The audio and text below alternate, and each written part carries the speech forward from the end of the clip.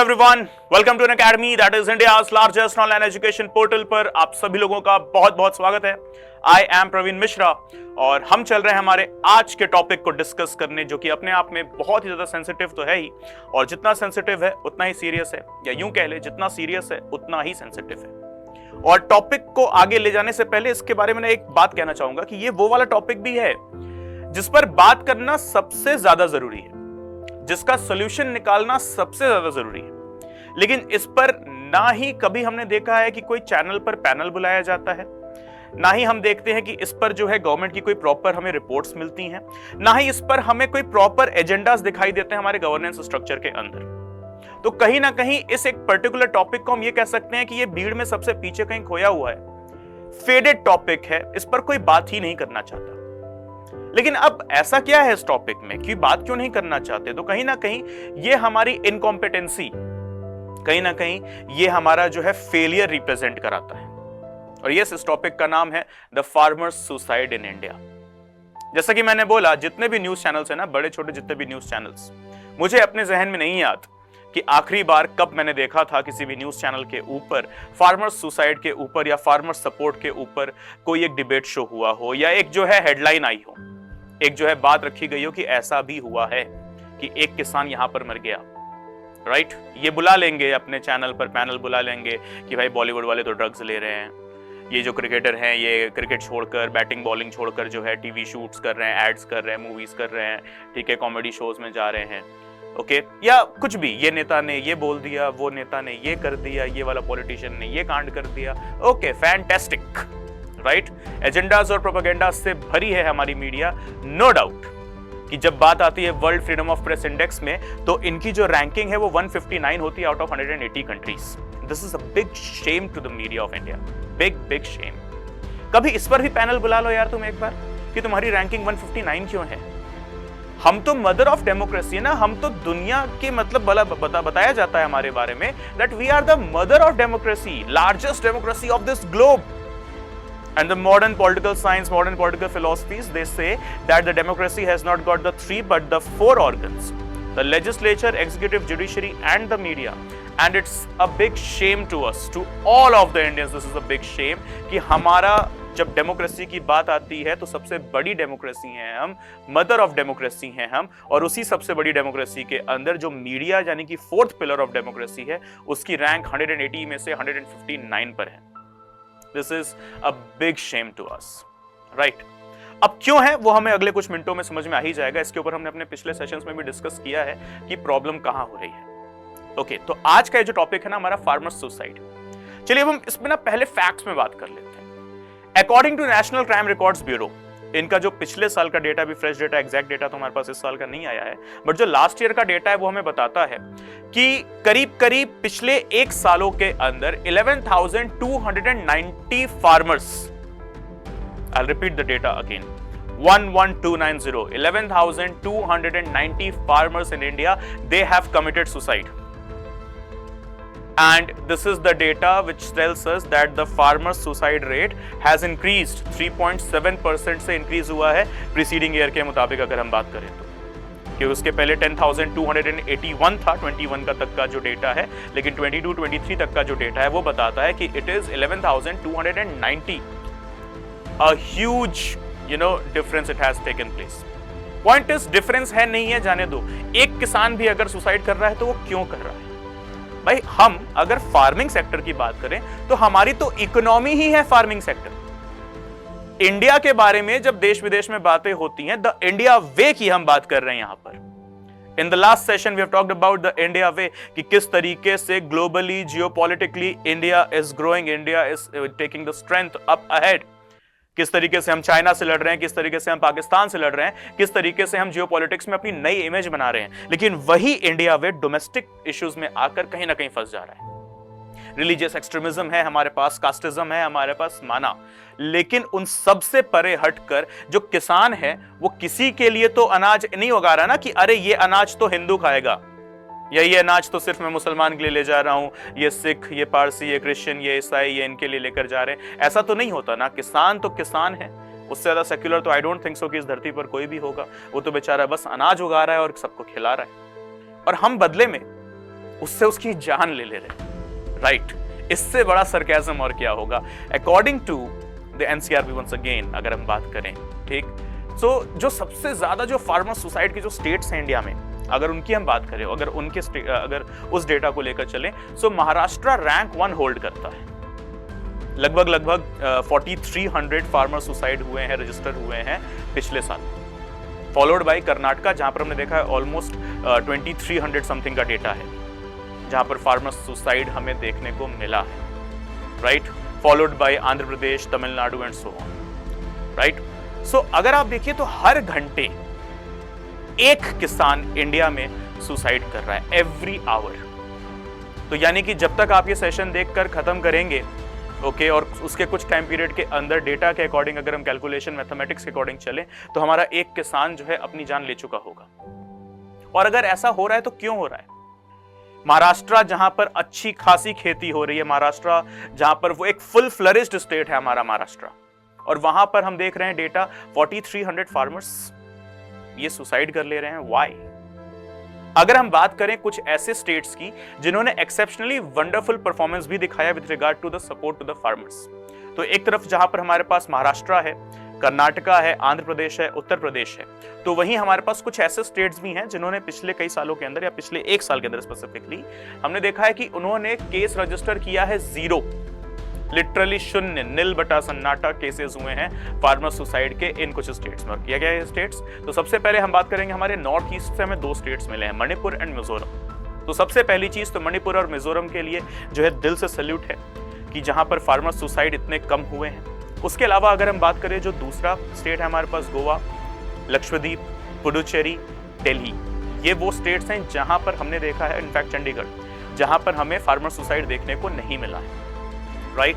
Okay, so this is what West Bengal is a state, Bihar is a state, and surprisingly शायद आपको लगेगा कि यहाँ पर शायद जो है ज्यादा हुए होंगे फार्मर सुसाइड, नहीं। पिछले डेटा के मुताबिक, एनसीआरबी की पिछली डेटा के मुताबिक, West Bengal, Bihar, okay, these are the 2 states here, as well as Odisha, the 3 states from the east, and moving towards the northeast, Manipur and Mizoram, moving towards the Deccan, Goa, okay, and to the UTs, Delhi, Chandigarh, Puducherry, they have registered 0 cases of farmer suicide in the last year, right? So in states के लिए, इन states की अपनी administrative policies के लिए with regard to the farm and agriculture, okay, एक like तो बनता है और इनको हमारी तरफ से पूरा दिल से सल्यूट है। लेकिन अब यहाँ पर बात है कि ये तो कुछ स्टेट्स, चुनिंदा स्टेट्स की हम बात कर रहे हैं, लेकिन जो ओवरऑल जो कंट्री का डेटा है वो तो हॉरिफिक, वो तो दिल दहला देने वाला है। 11,290 फार्मर्स, इनका डेटा फिर से हमारे सामने आ जाता है हमारा दिल तोड़ने के लिए। इनके लिए हम क्या कर रहे हैं? तो हम बात करते हैं ना यहाँ पर कुछ एक इंपॉर्टेंट इवेंट्स की जो पिछले 1 साल में घटे हैं। जैसे कि अगर हम बात करते हैं यहाँ पे एक यूनाइटेड नेशंस का अपना एक ऑर्गन है, that is known as United Nations convention on combating for desertification. तो डिजर्टिफिकेशन क्या होता है, पहले उस पर बातचीत कर लेते हैं। जो हमारा डिफॉरेस्टेशन हो रहा है, इस डिफॉरेस्टेशन की वजह से ऑब्वियसली ग्लोबल वार्मिंग बढ़ रही है। अब अगर ग्लोबल वार्मिंग बढ़ रही है, इसकी वजह से 2 बहुत बड़े ज्योग्राफिकल फिनोमेना हमें मिलते हैं। एक होता है अल नीनो, दूसरा होता है ला नीनो। एक अल नीनो जहां पर हम देखते हैं जिसकी वजह से बारिश ही नहीं हो रही है, दूसरा हो जाता है ला नीना जहां कुछ ज्यादा ही बारिश हो जाए। यानी कि ओवरऑल जो बैलेंस है हमारा क्लाइमेट का वो बिगड़ जाता है। तो कहीं पर बारिश नहीं ही हो रही है, तो कहीं पर जितनी बारिश होनी चाहिए थी उससे बहुत कम हो गई है। Hence, as a result, the balance of the atmosphere, the balance of the climate, it has disturbed. Hence, as a result, what happens? The deserts, what we have seen, the deserts, they are increasing. The number of deserts, they are increasing. वो जो कभी कल हरे हुआ करते थे, आज भूरे हो गए हैं। आज वहां पर कुछ नहीं है, पेड़ पौधे ही खत्म हो गए, राइट? तो कई जगह पर तो हमने काट दिया है, और कई जगह पर हमने जहां से पेड़ काटे हैं उनकी वजह से जो डिसबैलेंस हुआ है, उनकी वजह से जो बारिश नहीं हुई है, वहां अपने आप ही पेड़ मर गए हैं क्योंकि उनको पानी ही नहीं मिला, सनलाइट ही नहीं पहुंची उन तक ठीक से, right? Okay, so the point is United Nations convention on combating for desertification, अगर हम उनकी बात करें तो उन्होंने बताया कि ये जो अनकन्वेंशनल रेनफॉल है, या अनकन्वेंशनल रेनफॉल कह लें, या हम कह लें कि वो रेनफॉल जो कि सफिशिएंट नहीं है, या सिंपल शब्दों में एक लाइन में, rainfall deficit is the biggest reason for the desertification as well as for the reduction in the agricultural produce as well.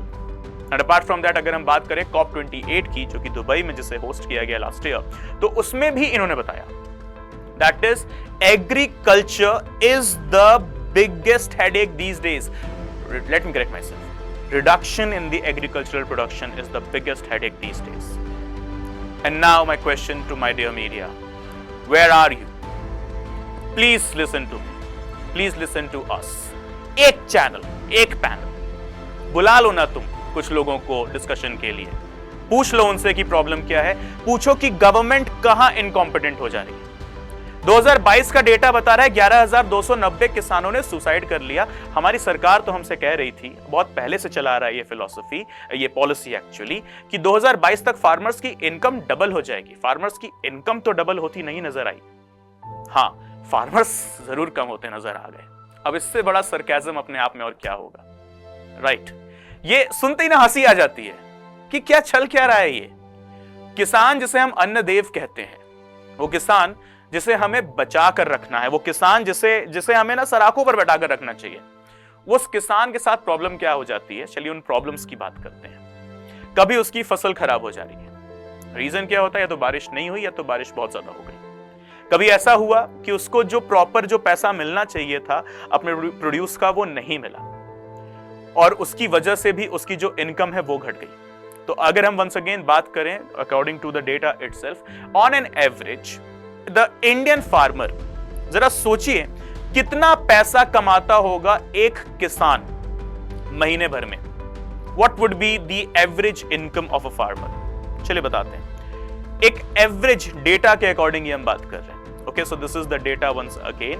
The average monthly income of farmers in India, this is nearly roughly 10,218 rupees. 10,218 रुपए मेरा किसान कमाता है सिर्फ. शायद इतना पैसा शहरों में तो हम लोग अपने कपड़े धुलवाने पे, लॉन्ड्री पे, या जो है इधर उधर के मिसलेनियस एक्सपेंसेस में खर्च कर देते हैं. और उतना ही पैसा जितना हमारा मिसलेनियस एक्सपेंस हो जाता है अगर आप कहीं पर एज अ हॉस्टलर हैं या आप कहीं पीजी पर रहते हैं एज अ स्टूडेंट हैं, राइट? तो आपको भी पता होगा शायद इतना पैसा तो आप रेंट पे करते होगे अपने जो है पीजी का या हॉस्टल का.